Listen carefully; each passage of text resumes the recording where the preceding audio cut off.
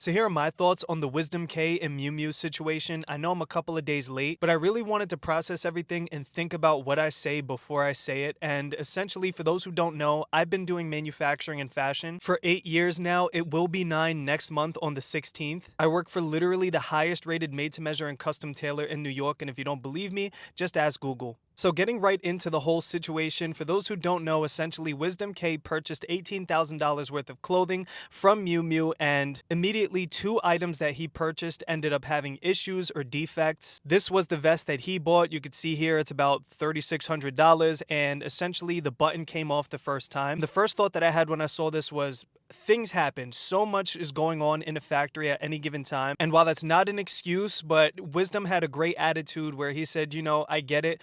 Let's just see if I can get another. I love the clothes and I just want to get a replacement. And then here you see on this terrible screenshot that there was a zipper that actually broke on a sweater that he got in the same purchase that he had made from Miu Miu. Now, the way that I see this at first glance is that it's not really a Miu Miu factory situation, at least on this one. It's more of a hardware issue. Because as you could see, it's the top of the zipper that broke and not necessarily the garment itself. Still not excusable. But again, my initial impressions to both of these things are things happen, and the chances are they're probably using the same zippers that they used on the sweater, on other garments, and I'd find it very unlikely to happen again. But here you see that he actually got the replacements from Miu Miu, and you will once again notice that in the video when he unbuttons the jacket live, the literal same exact thing happens on another button on the replacement vest. Now here's when things get murky. There's a couple of things that could be wrong in Miu Miu's process of thinking. Number one being that if they're spending $4,000 almost on a vest, they're probably placing design over function and saying to themselves, if a button falls off,